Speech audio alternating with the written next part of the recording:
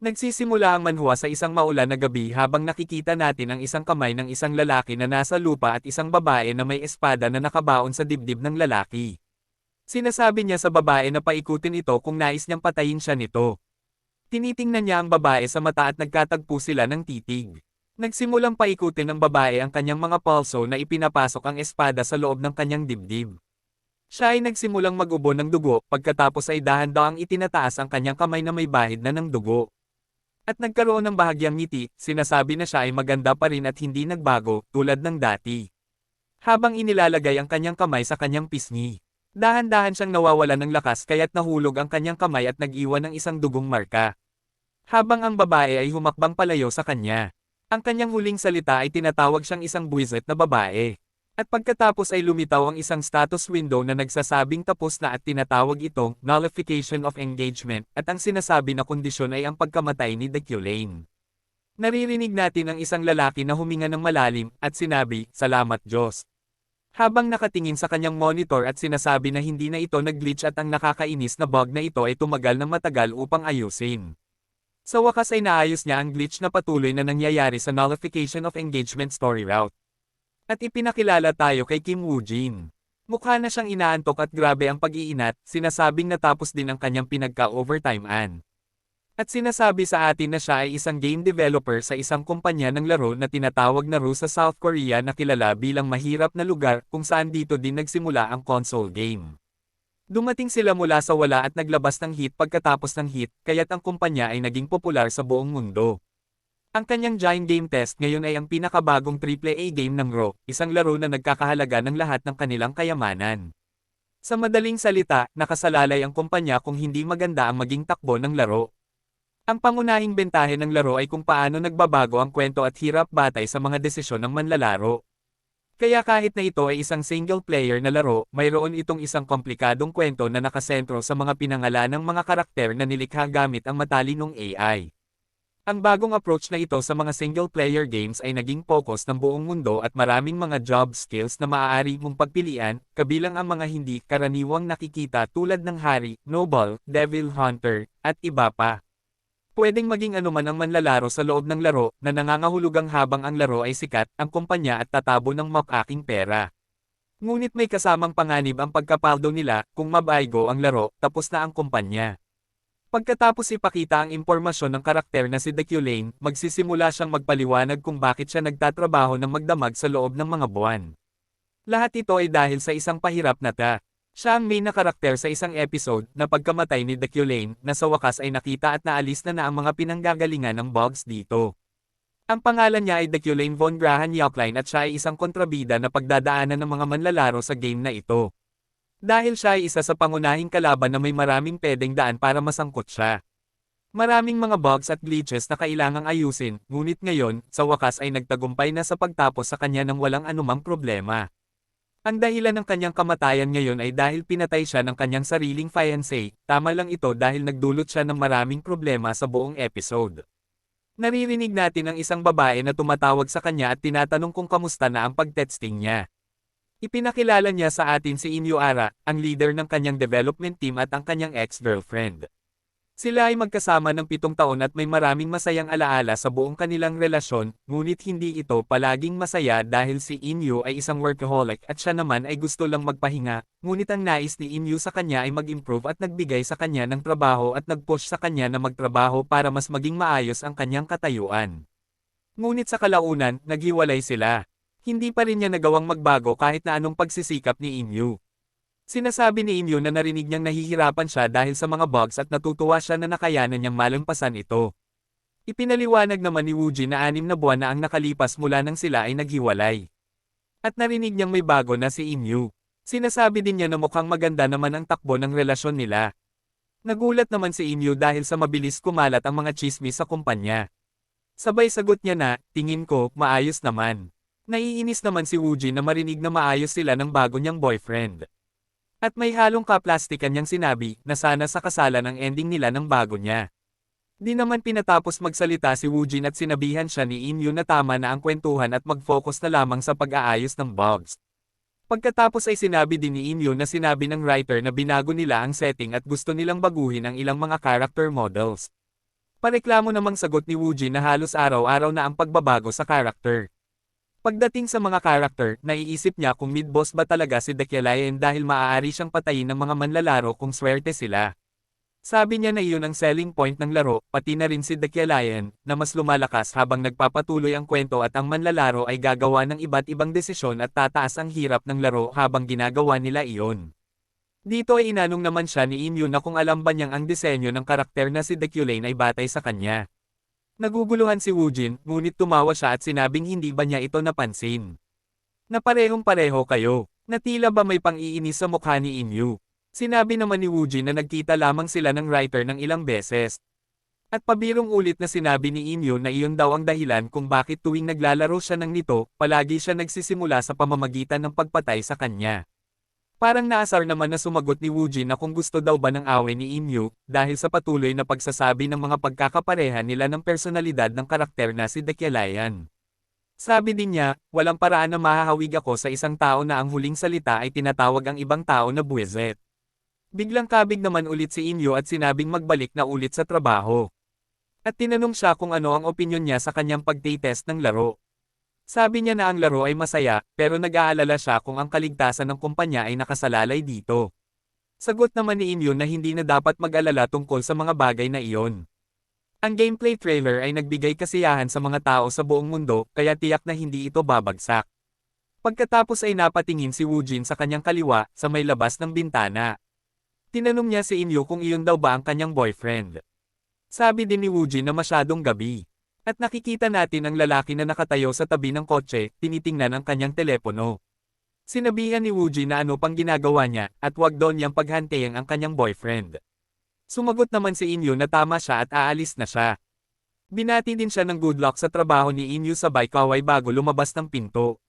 May pagka-bitter na nagpaalam si Woojin habang siya ay tumuloy naman sa pagtatrabaho.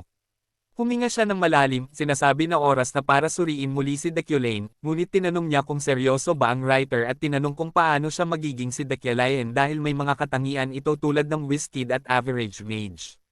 Si Deculayan ay pinuri dahil sa kanyang pagkahenyo at tinawag na isang Wizkid, ngunit sa totoo lang, siya ay isang normal na mage lamang. Kaya't ang kombinasyon ng kanyang kayabangan at pagmamalaki, pati na rin ang pagpapalaki sa kanya bilang isang mataas na ranggo ng lipunan, ay lumikha ng napakasamang personalidad, isang tunay na walang hiya. Sabi ni Woojin, walang paraan na maaari siyang maging tao pa sa puntong ito. Kahit na siya ay mas lumalakas habang nagpapatuloy ang kwento, sa huli, siya ay napapalibutan ng mga tao na talagang kinamumuhian siya. Tinanong niya kung mayroong iba pang mga bagay na maaaring idagdag sa kanyang mga katangian o personalidad, mga bagay na hindi magiging kapansin-pansin dahil siya ay isa pa rin sa sikat na karakter. Gusto niyang magdagdag ng mga traits na magbibigay sa kanya ng simpatya o empatiya tulad ng comprehension. Dahil kahit papaano, ito ay dapat maging mas nakakaalam na tulad niya. At nagdesisyon siyang magdagdag ng ilang bagay pa tulad ng wealth, Midas touch, sharp eyesight at Iron Man. Sinabi niya na magdadagdag lang siya ng kaunti, pero idinagdag na niya ang nasa buong listahan. Pero napasobra siya at nagdagdag ng maraming bagay na maganda tingnan, at ngayon naisip niya ulit, hindi niya dapat ginawa iyon at ibalik siya sa orihinal na estado bago mangyari ang kahit anong bagay. Pero bago pa niya maibalik siya sa normal, nakatanggap siya ng isang jump scare message. Nagtataka siya kung sino ang nag-message sa kanya ng ganitong oras. Makikita natin na ang scriptwriter na si Developer Rain ang nagpadala ng mensahe. Tinanong siya kung nagtatrabaho siya, at sumagot naman si Woojin ng oo, at tinanong kung may kailangan baguhin sa model, at sabihin lang sa kanya, agad niyang gagawin. Sabi ni Rain, hindi iyon. Sinabi ni Rain na hinahantay lang niyang makita. Nagtaka si Woojin kung ano ang ibig niyang sabihin at tinanong kung kailangan na ba niyang makita ang natapos na model. Ngunit tumawa si Rain, sabi niyang hindi, at pinadunagaw niya ito sa bintana. Nagtaka si Woojin kung ano ang nangyayari, at kung ano ang dapat makita. Nagtataka si Woojin dahil may malaking butas sa langit na may kidlat na dumadaloy sa paligid. Nagulat si Woojin habang nagsisimulang mag-flash ng malupit ang kidlat. Tinatanong niya kung ano iyon at bakit may butas sa langit. Habang ang kidlat ay bumabagsak, ay nagsimulang mawala ang kanyang kamalayan. Dumaan siya sa matinding sakit at nagtaka kung nasaan siya at kung ano ang mga nakikita niya. Narinig natin ang isang lalaki na nagsasabing, tandaan mo, bata, kailangan mong laging mag-ingat, si Deculayan ay hindi basta-bastang tao. Maaaring mahirapan siya ngayon, ngunit maaari siyang bumangon muli anumang oras dahil siya ay nagbabalance lang sa kanyang sariling mga stats bilang isang kasuklam-suklam na kalaban. Pagkatapos, narinig natin ang isang tao na sumisigaw na pinapag-ising siya, sinasabing, "The Q-Lane, bumangon ka agad." Binuksan niya ang kanyang mata at tinanong ng isang babae, "Gaano pa katagal ka matutulog, at tinatawag mo pa ring sarili mong tao?" Narinig natin ang boses ni Woojin na nagsasabing, "Nakikita ko." At ilang araw na mula nang maposes niya ang katawan na ito, pero parang panaginip pa rin sa kanya. Tinanong siya ng babae, "Gaano ka pa katagal magkukulong ng dahil sa isang babae? Iniisip mo ba na sinusira mo ang pangalan ng pamilya natin?" Inihagis ng babae ang ilang mga papel sa sahig at nagsabi na, "Kung ayaw mong matanggal sa posisyon ng propesor na sobrang gusto mo, magtrabaho ka." Sinabi ni Woojin, "Isang linggo na ang nakalipas, ang gabi ay biglang nagkaroon ng kakaibang phenomenon, at nagising ako sa isang hindi pamilyar na lugar, sa loob ng isang hindi pamilyar na katawan. Hanggang sa natukoy ko, nandito ako sa laro na aking binubuo, at ang pamilyar na tanawin ay nagpatibay ng aking hinala. At higit pa, nasa katawan siya ng isang lalaking hindi makakatakas sa kamatayan anuman ang mangyari sa kwento ng mundo. At siya naging napakasamang kontrabida sa isang laro. Makikita natin si Dekelayan sa kanyang kwarto at sinasabi niyang isang linggo na simula nang siya ay mapadpad dito. Nung una ay inaakala niya ay isa lamang itong panaginip, pero habang dumadaan ang mga araw, damang-daman niya na totoo ang lahat kaya't tinanggap na lamang niya ito. Tinatanong niya sa kanyang sarili kung isa ba itong reincarnation dahil pagkakaalam niya ay namatay siya sa tama ng kidlat kamakailan lang. Pero, isa lang ang sigurado para sa kanya, na siya naging isang kalaban sa laro na dati ay kanya lamang develop. Si Dekelayan von Graham Eucaline. Siya ay isa sa mga kontrabida ng laro na kahit saang lugar ang iyong daanan. Siya ang pinagmulan ng lahat ng problema, siya ang kalaban ng lahat. At siya ay nagdulot ng sakit sa hindi mabilang na mga karakter. Muli siyang nagtanong, bakit siya naging kontrabida? At ang problema pa niya dito, hindi niya alam kung nasang parte na siya ng istorya ngayon. Ang tanging nalalaman lamang niya ay mana na mayroon siya. Pero kahit na alam niya, hindi niya alam kung gaano kabilis itong maubos. At hirap siyang paghandaan ang ganito. Muli niyang sinabi na hindi siya nagbibiro pag sinabi niyang lahat. Ibig sabihin kasama siya doon. Sinubukan niya ang laro ng 1,000 beses habang inaayos pa lamang ito. Pero isang beses lamang ito nabuhay. Siya ay kontrabida lamang na nilikha para pagdaanan ang kamatayan at ang kanyang layunin ay maging panggit ng kalaban sa laro. Tinignan niya ang bulkos ng mga papel sa lamesa at binasa. Professor Dekelayan of the Imperial University. Ang pangunahing pag-unawa sa magic at mga pananaw tungkol sa mana. Si Ariel von Graham Eucaline. Siya ang babae kanina na naghagis ng mga ito habang tulog siya. Siya ay kanyang stepsister. At siya ang namumuno sa bahay ng mga Eucaline. Sa kanila palasyo. Pero, silang dalawa ay parang asot pusa na hindi magkasundo. At ang babae na tinutukoy ni Ariel kanina, malamang ay si Julie. Iniisip niya na may nangyaring hindi magandang bagay kay Dekelayan at sa kanyang fiancé na si Julia. Bumalik sa alaala niya ang sinabi ni Ariel kanina lamang. Iiwan ko sa'yo yung mga papel na yan. At kung ayaw mong mapatalsik sa pagiging professor mo, bumangon ka na ngayon din. Nabanggit niya ang salitang professor. At naisip na kailangan niyang magturo ngayon. Ngunit hindi pa niya nasusubukang magturo sa tala ng kanyang buhay. Pero kailangan niyang gumawa ng paraan para makakuha ng mga impormasyon. Yan ang pinaka-importante. Pinakakita sa window ang primary survival goal. Maging bahagi ng laro. Ipinakita din ang side quest na University Lecture at may store currency na plus 0.5. Yan ang window na kanina pa palutang-lutang sa itaas ng kanyang ulo mula paggising niya. Ibig sabihin niyan at ni Ariel ay kailangan na niyang kumilos ngayon. Sa kanyang pagsusubok ng laro, maraming beses na namatay si Dekelayan sa kamay ni Ariel kaya't kailangan niyang iwasan ito. Pero importante din ang store currency, pero anong ituturo niya? Maaring nag-aalala lamang siya, pero alam niyang normal lang ang nangyayar. Ang katawan na ito ay may katangiang taglay na comprehension. Ito ay kakayahang makainitindi ng anuman. Maaari itong magamit sa pamamagitan ng mana. Kanyang naalala, bago siya maging si Dekelayan, nilagyan niya ito ng ganitong kakayahan. Para naman magkaroon ito ng kahit konting pag-unawa sa mga bagay-bagay. At ito ay natatanging katangian na makikita lamang pagkatapos ng laro. At marahil ito ay may nakatagong epekto. Nagtataka siya na hindi siya pamilyar sa bathroom at mga damit dito, pero parang kusa na lamang niya itong nagagamit at nasusuot ng walang kahirap-hirap. At napagtanto niya na dahil siya si Dekelayan sa kanyang buong buhay. Sa pangkaraniwan, parang di siya komportable na magsuot ng mga ganitong klaseng mga damit. Pero ngayon, pakiramdam niya ay napaka-elegante ng kanyang dating. At napaka-comfortable nito para sa kanya. Ito pa ang kanyang mga katangian. Intimidation, dignidad, at ang maging mapagmataas, na para bang, ang ibig sabihin ng lahat ng ito ay ang katawang ito ay sa akin na ngayon. Wala siyang balak na magsalita ng masama o hindi maganda. Ang dating formal lamang na si Kim Woo-jin ay parang masyadong mapagmataas na ngayon. At parang normal ito sa kanya. Pero, ang kanyang pakay lamang ay ang kumuha ng mga impormasyon. Muling niyang nadama na ang paghanda sa pagtuturo ay parang natural lamang. Siya ay isang marangal at mataas na miyembro ng lipunan. Ngunit sa Korea, siya ay normal na tao lamang. Normal na taong, matangkad at gwapo. Yan ang sabi nila bago ako makipaghiwalay sa kanila. At dito ay muling ipinakita ang kanyang ex-girlfriend na ang huling tawag sa kanya ay kaawa-awang tamad. Nasabi niya sa kanyang sarili na ganun siya. At hindi na niya uulitin ang dating pagiging tamad. Kaya hindi ako magpapabaya ngayon. Makikita naman habang siya ay paakay na sa isang magarang sasakyan.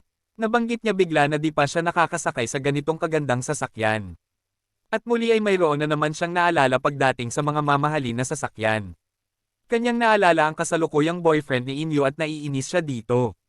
Nagulat naman siya at may nakaupo sa tabi sa loob ng sasakyan.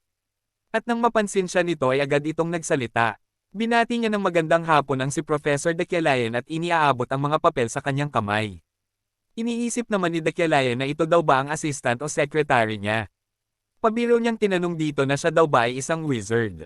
Nagtataka namang sumagot ang babae na mahigit 3 taon na siyang naglilingkod dito.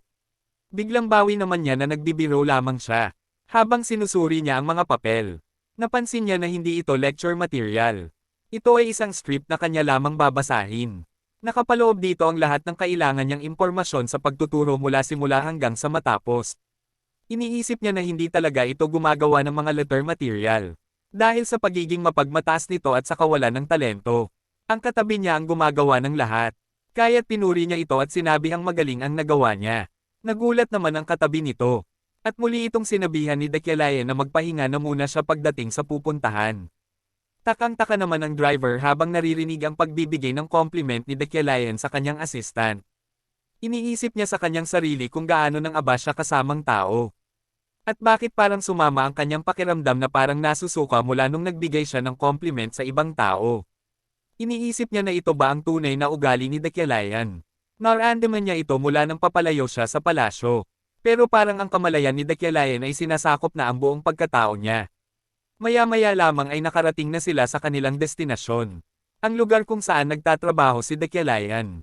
Ang Imperial University, sa Roteo Hall. Ito ang nakasulat sa mga dokumentong ibinigay ni Uriel sa kanya. Rinig ang bulong-bulungan ng mga mag-aaral.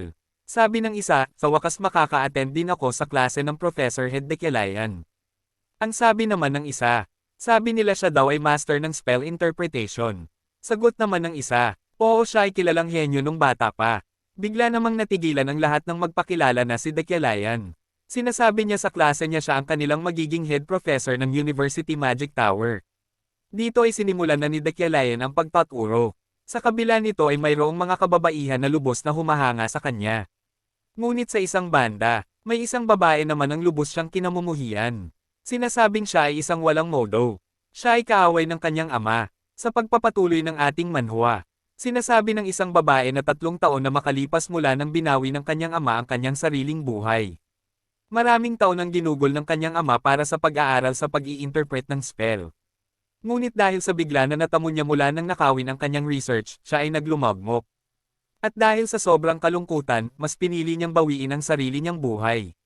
At ang tao na nagnakaw ng kanyang research ay tinawag na henyong spell interpreter ng mga tao. Ang taong kasuklam-suklem, si Dekialayan. Gayunpaman, wala na siyang nagawa. Dahil mula nang mawala sa kanya ang kanyang ama ay nawala na ding lahat sa kanya. Siya na pinanganak na maharlika ay nawala ng kayamanan. Kasama lahat ng ari-arian ng kanyang pamilya. Mula nito, siya ay naging ulila na walang tirahan. Dito siya ay nangangako sa kanyang sarili.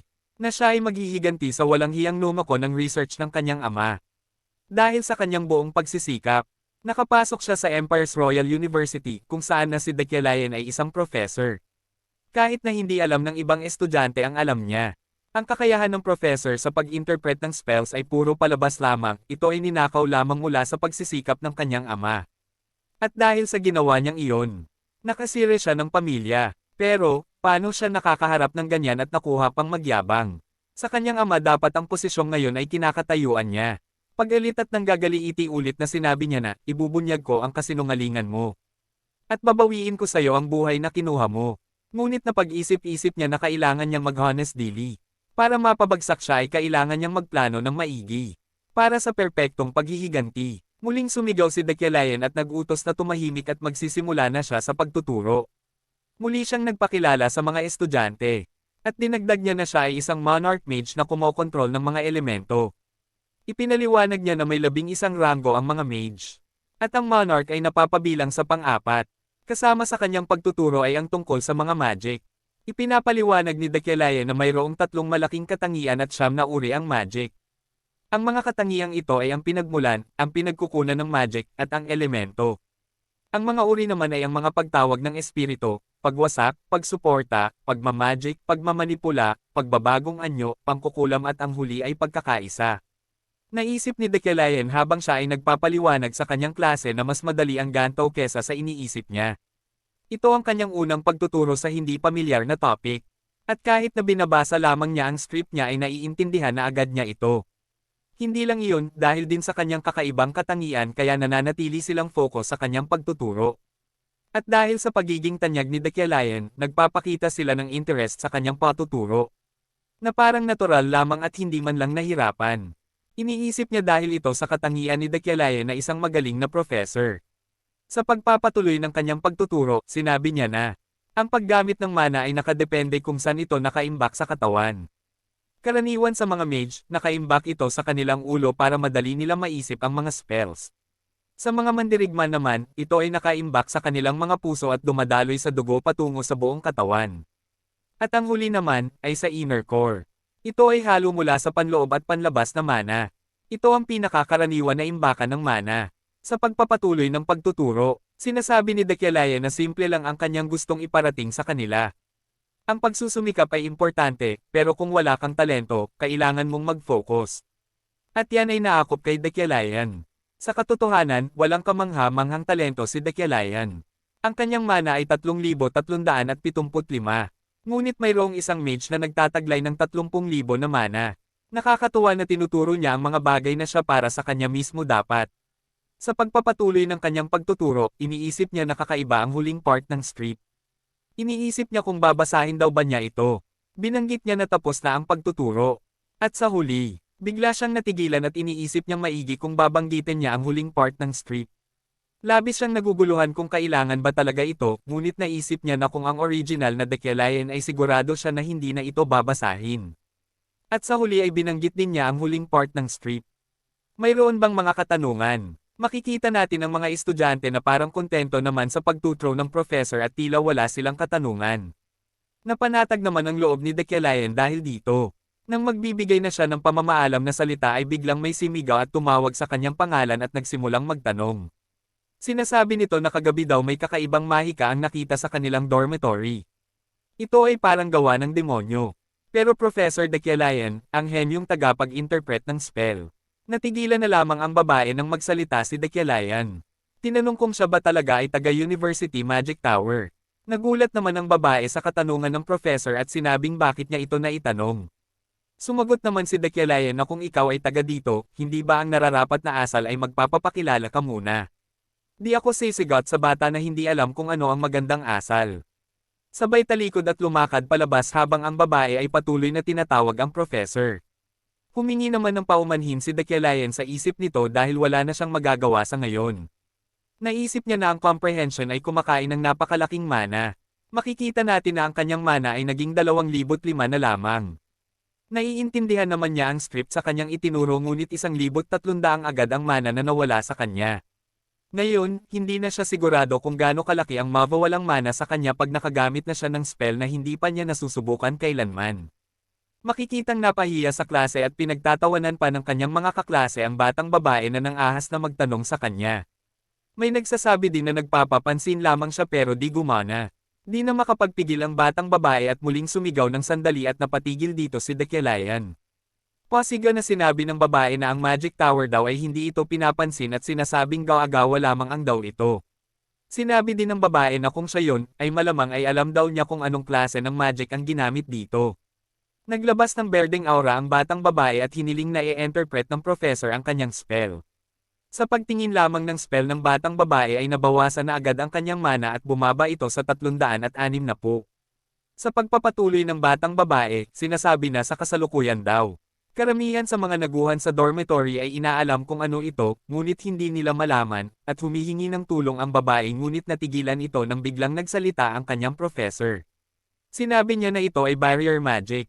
Makikita natin ang ibig sabihin ng baguhan ay ang pinakamababang ranggo na ibinibigay sa mage ng unibersidad. Nagulat ang batang babae sa sagot na ito ni Dekyalayan. Muling sinabi ni Dekyalayan na hindi na kailangang pag-isipan pa. Sinabi ni Dekyalayan na ito ay mahika na pader. At hula niya ay mayroong isang gusto silang matrap dito. At sinabi ni Dekyalayan na tapos na ang klase. Di na nakasagot dito ang batang babae. Lumabas sa kanyang window na natapos niya ang kanyang side quest na university lecture. At nadagdagan ang kanyang store currency ng 0.5. Habang nasa kantin sa loob ng university, makikita ang mga estudyante na masaya habang kumakain maliban lamang sa isa. Makikita natin ang batang babae na asar kay Dekyalayan habang ito ay kumakain. Sumagi sa kanyang isip ang mga nangyari kanina lamang. Ang nais niya sana ay ilantad sa lahat na kasinungalingan lamang ang pag-i-interpret niya ng spell sa pamamagitan ng unknown spell na ginawa niya. Ngunit nagulat lamang siya at ginawa siyang kahihiyan at sinabihan pa siyang walang modo dahil lamang sa hindi niya binanggit ang kanyang pangalan.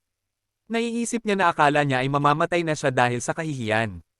Muling napaisip ang batang babae at sinabing nabigla lamang si Dekyalayan at basta na lamang niya sinabi na bewitchment spell ang ipinakita niya. Ang bewitchment magic ay napakahirap at karamihan dito ay nangangailangan ng tamang pag-oorasyon. Pero sinabi niya na lamang na ito ay bewitched magic nang walang kahit anong basehan. Ako ang naglagay ng unknown spell sa pinakapintuan ng dormitory kagabi. Sa una ay nakakabahala, ngunit ang pakay ko lamang dito ay upang tumaas ang kakayahang magtuklas ng mga baguhang estudyante ng unibersidad. At muling sinabi ng babae, ngayon, sino ang mali sa atin? Makikita naman natin na may papalapit sa batang babae habang kumakain at tinatawag ang pangalan nito na Eferen. Sinabi nito ang tungkol sa magic spell sa pinto ng dormitory. Iniisip nito na ito ay isang barrier spell. At napatunayan niya na tama siya. Sinabi din ng babae kay Eferen na ang tapang niya dahil nagawa niyang magtanong kay Professor Dekyalayan kahit na mukha itong nakakatakot. Sumagot naman si Eferen na, sandali. Barrier magic nga ba talaga iyon? Ngunit sa loob-loob ni Eferen ay labis na pagkamuhi. Iniisip ba nila na nakakmanga ang ginawang iyon ni Dekyalayan? Walang basehan, pero nasabi niya agad na bewitched magic agad ang iyon. At hindi ito maari. Nagpasalamat ang babaeng kausap ni Eferen at sinabing gagawa sila ng report ukol dito at sinabing isasama din nila ang pangalan niya dito. Nahihiya naman sumagot si Eferen na okay sige. Muling iniisip ni Eferen kung swerte lang ba ito o tama talaga siya. Parang napaganda pa niya ang kanyang imahe dahil sa ginawa niya. Dito ay kinuha ang isang dokumentong naglalaman ng lecture ni Professor Dekyalayan tungkol sa pag-iintindi ng mahika. Binasa niya ang ituturo ni Dekyalayan at nabasa niya dito ang katagang. Alamin mo kung sino ang iyong kaaway at mananalo ka sa iyong laban. Kanyang nilukot ang papel at sinabi sa sarili na hindi na siya dapat mag-alinlangan pa. Kailangang lagi niyang nasa paningin ang pagmumukha ni Dekyalayan. At may pagbabantang sinabi na, maghintay ka lang, Dekyalayan. Ilalabas ko ang mga baho mo. Sa kabilang banda, makikita natin na naglalakad si Dekyalayan sa university na kanyang pinagtuturuan. Iniisip niya na lamang na maaring mas lumala pa ang sitwasyon kanina kung hindi niya tatapusin agad ang usapan. Naalala niya ang spell na ginawa ni Eferen at nung tignan pa lamang niya ito ay kusa agad gumana ang kanyang comprehension. Sa pamamagitan lamang ng pagtingin sa bilog at mga linya nito, naubos na agad ang natitirang mana sa kanya. At hindi man lang niya nalaman kung anong klaseng spell ang nakita niya. Sa kanyang palagay, kahit na doblehin ang kanyang mana na mayroon siya ngayon ay hindi pa rin niya maiintindihan ang klase ng spell na ipinakita sa kanya ni Eferen. Gayunpaman, mabutit walang nangyaring masama. Nang biglang may narinig siyang boses ng babae na sinasabing, matagal din tayong di nagkita. Nagulat siya dito ngunit alam niya kung sino ito. Ang babaeng may puting buhok at maamong mga mata, ito ay maraming beses na niya nakita sa monitor ng kanyang PC. Muling nagsalita ang babae at kinamusta siya nito. Ipinakilala ang babae na si Julie Von de Freidan. Siya ang kasintahan ni Dakialayan na ayon sa laro ay magiging pinakamataas na uri ng mandirigma. Hindi inaasahan ni Dakialayan na ngayon pa sila magkikita si Julie. At sumagot si Dakialayan na di siya sigurado, sabihin na nating okay lang. Nakita naman ang galit sa mata ni Julie nang marinig ang sagot ni Dakialayan at sinabing, "Okay ka lang, matapos mong dito pa rin ang pangako mo sa akin nakaraang linggo." Natatarante naman at nagtataka si Dakialayan kung ano ang ipinangako niya kay Julie. At naisip na lamang niyang mas okay kung iiwas na lamang siya. At sinabi na lamang niyang di niya maalala. Lalakad na sana papalayo si Dakialayan nang biglang hamarang si Julie dito at sinabing, "Tatakbuhan mo na naman ba ako? Tulad ng ginawa mo dati."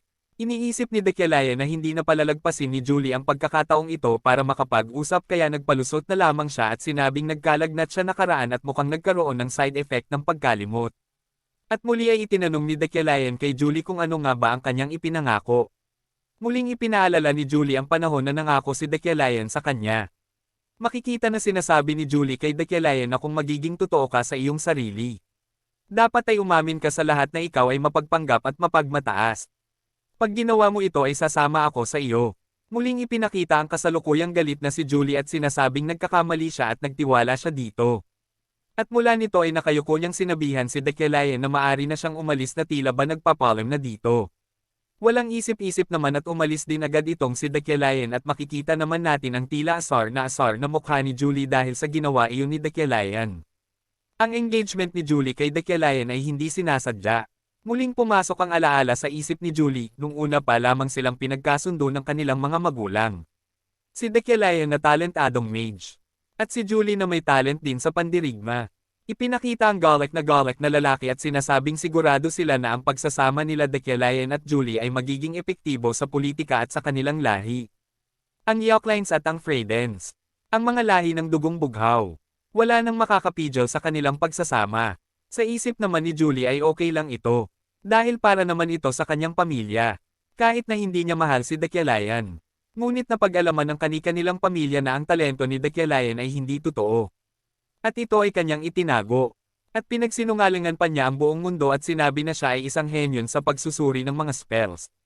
Ipinapakita sa dyaryo ang ulat ukol sa pagbagsak ng isang Wizkid. Ang pinakabatang professor ng Magic Tower ay tinatayang walang progreso sa kanyang pagsasaliksik sa loob ng 3 taon. Matapos ng insidenteng ito, tumigil na siya sa pagpapakita ng kahit ano pa sa kanyang natapos. Sa kabila ng lahat, pinanatili ng Yoklins at ng Freydens ang kanyang lihim. Dahil ayaw ng dalawang pamilya na maging ugat ng usap-usapan. Ayaw nilang malaman ng mga tao ang kanilang kahinaan. Ngunit ito ay hindi na matiis ni Julie. Papayag siyang magpakasal sa taong hindi niya mahal. Pero hindi niya kayang tiisin ang mga kasinungalingang iyon. Yan ay ang paniniwala niya bilang mandirigma. Muling bumalik sa nakaraan. Sa eksena ng pangako, sinasabi ni Dakialayan na yun lang ba ang iyong hiling? Sige, gagawin ko ang sinasabi mo. Labis naman ang kasiyahan ni Julie sa narinig at sinabi na pumayag ka rin. At bumalik na sa kasalukuyan. Ang galit na si Julie ay may madiin na pagsabi kay Dakialayan. Ikaw, hindi mo talaga balak tumyupad sa pangako anuman ang mangyari. Sa paglabas ng university, ipinapakita ang ganda ng disenyo ng Magic Tower. Ang Imperial University ay ang pinakamagandang university sa laro, at ang Magic Department ang kanilang ipinagmamalaki, na kung ikukumpara sa Korea, ito ay Seoul University's Medical School. At ang Magic Tower ay ang Seoul National University Hospital. Napakaganda nito, malaking campus, ang mga halaman ay alagang-alaga. Para itong isang American college campus. Naalala niya habang ginagawa pa lamang ito ng kanyang grupo ay gumugol sila ng mga araw para lamang makagawa ng ganyang kagandang kapaligiran. Ngunit naisip niya na mas maganda sana kung nasa ibang katauhan siya. Maya-maya ay may naramdaman itong mabilis na papalapit sa kanya, sinanggan niya ito ng siko at mabilis namang tumubo ang lalaki kasabay ng pagkalat ng mga papel at curtain na dala nito. Mabilis namang humingi ng paumanhin ang lalaki at sinasabi niyang nagmamadali siya para makita ang kanyang professor. Nakilala naman ni Dakialayan ang lalaking nakabangga sa kanya. Ito ang bata na gumagawa sa kanya ng strip. Buong akala niya na ito ay isang pag-atake mula sa likuran. Nabanggit na lamang niya na, ikaw pala, Zoro, tama. Tumanggi naman ang lalaki at sinabing siya si Allen. Muling sumagot si Dakialayan at nagpalusot na lamang na nagkamali lang siya. At sumang-ayon naman dito si Allen. Walang nakakaalam kung saan nakuha ni Dekialayan ang pangalan na Zoro. Siya lang ang nakakaalam nun. Sa loob ng opisina ni Dekialayan makikitang hawak-hawak na niya ang mga dokumentong ibinigay sa kanya ni Allen at sinasabing ito ba ang dahilan kung bakit ka nagmamadaling makita ako. Sumagot naman si Allen na opo professor, yan ang mga listahan ng mga bagong mage ngayong taon na humihiling ng sponsorship. Ipinapaliwanag na ang Magic Tower ay katulad ng research facility sa tunay na mundo. Kaya pera ang kailangan para makapag-develop ng magic. Ang mga professor ng Magic Tower ang nagbibigay ng sponsor sa mga bagong mage na sa tingin nila ay karapat-dapat. Nang suriin ni Dekialayan ang mga ito ay may napansin itong malagintong liwanag sa mga pangalan ng gustong mag-apply. Sa tingin niya ay dahil ito sa kakayahan ni Dekialayan na wealthy magnate. Ipinaliwanag dito na ang wealthy magnate ay isang kayamanan mula nang siya ay pinanganak. At isang talento na makapagpondo sa isang bagay na tiyak na pagkakakitaan sa pamamagitan lamang ng pakiramdam. Habang dami-dami ang impormasyon sa ibinibigay, mas lalong nagiging sigurado ito. Ipinakita din ang katangiang sharp eyesight. Ito ang abilidad na makita ang mga katangian, mana, points at ang mga kaparehas pang bagay. Karaniwang itong ginagamit kasabay ng ibang katangian kaysa sa sarili nitong katangian. At naisip ni Dekialayan na ito ang resulta ng pinagsamang wealthy magnate at sharp eyesight.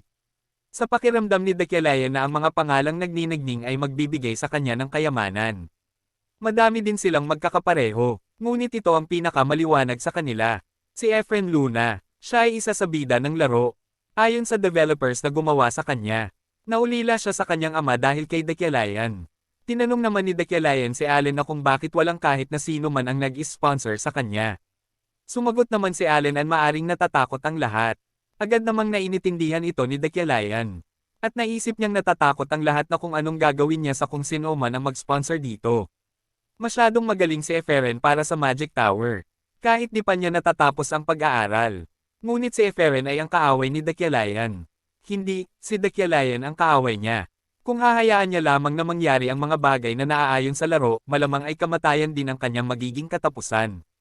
Ang kapalaran ng kontrabida. Ang buong mundo ay hinihiling ang kanyang kamatayan, bagamat pag hindi siya napatay, ito ang nagpapalakas sa kanya.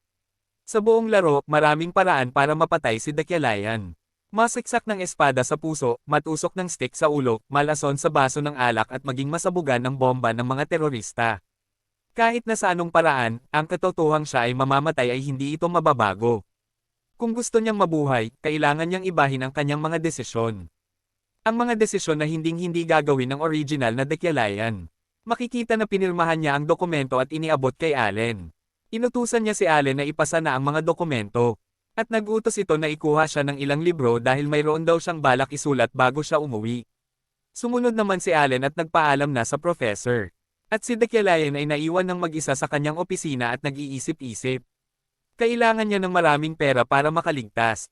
Karamihan ng kanyang kamatayan ay kayang malampasan gamit lamang ang pera.